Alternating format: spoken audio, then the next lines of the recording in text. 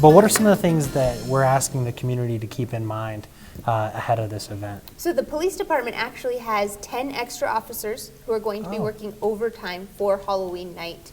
They'll be doing sobriety checkpoints. They'll be doing traffic, just kind of surveys, making sure that everybody's driving safe.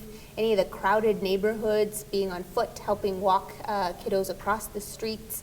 Make sure that if there are any suspicious people, reports, that we're able to get to those areas very quickly. And what I tell people is, if that spidey sense tingles when you're in the middle of the dark parking lot or whatever, call an officer. Listen to it. Yeah, they'll walk you to your car. I mean, I don't think that's always a service that people think about when they consider police, but if you get that uneasy feeling, it's better to be safe than sorry. Yeah, absolutely. And we'll be there 5-8 minutes, and we can walk you wherever you need to go or report whatever you need to have reported. Have we had issues in the past in terms of the last few Halloweens that you can remember with public safety? I mean, all kinds of things, kidnappings, people getting run over by cars that are walking in the street, that kind of thing? No, we're always leery about pedestrian and vehicular traffic, so that's always, remember that if you're driving on the streets, you need to go extra slow, have your headlights on, and be watching for those trick-or-treaters, because kids don't understand. They just dart in and out of streets. But we did have, I think, 3 years ago, a piece of Halloween candy that was tainted that a person had brought to us. It had a razor blade actually in a Reese's peanut butter cup, so we had to launch an investigation there. So that's one of the tips on our safety tips. Always check that candy. Don't eat anything until you get home. Always check your candy. And for residents handing out treats, make sure they're always individually wrapped, preferably nothing homemade, and something that will pass the parent test. Got it. We give the same types of tips every year. Never ever go into somebody's house, especially somebody you don't know. If somebody invites you into a house, just say, no thanks, I'd rather I'm not. good. Yeah, we're good.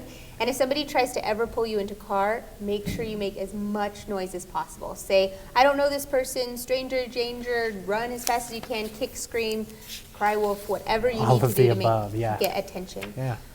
Make sure costumes are visible, especially at night, because lots of those costumes have dark hoods, dark sleeves, and people can't see you. Carry a glow stick. That's there fun. You go. Okay. Easy to do. Sure. Carry a glow stick, put some reflective tape on the back. I know it kind of ruins Batman's cape, but you can put it around the trim, some cool place, on your shoes, around your wrists, make it an somewhere accessory. where you're going to be visible as you're walking around. So that way they can catch the light when you have those headlights. Always travel in groups. It's important. Make sure that you know how many people are in your group, and if you're the parent supervising that group, count each child as they walk away from that Every door. house, What kind of candy did you get? What kind of candy did you get? Okay, that's 3. What kind of candy did you get? Easy things right there.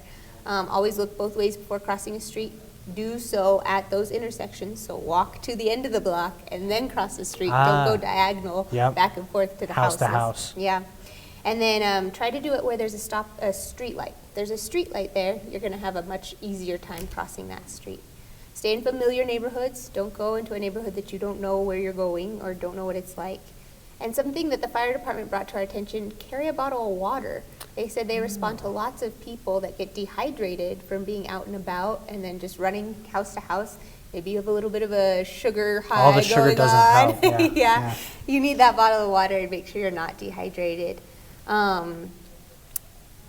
Make sure that if you are going out and we do get some weather, you have a rain gear or those gloves or some kind of a jacket just in case to make sure we're not getting any colds.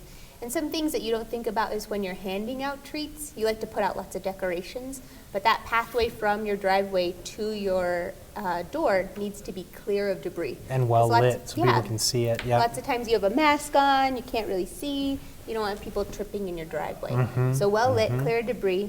Never invite somebody inside your home because you know the trick-or-treater's already going to refuse, because we talked about that a little bit.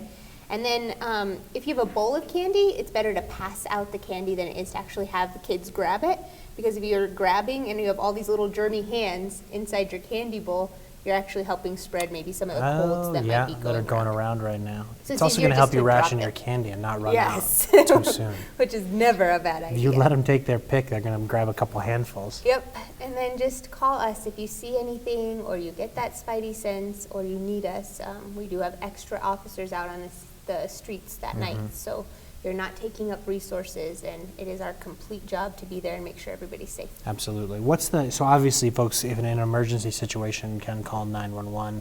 Non-emergency number, though, if there's something else going on? 428-3710. Got And it. that's just the normal dispatch number. So if you ever have anything that you'd like to report, or you see something suspicious, or something just looks weird, 428-3710. Got it.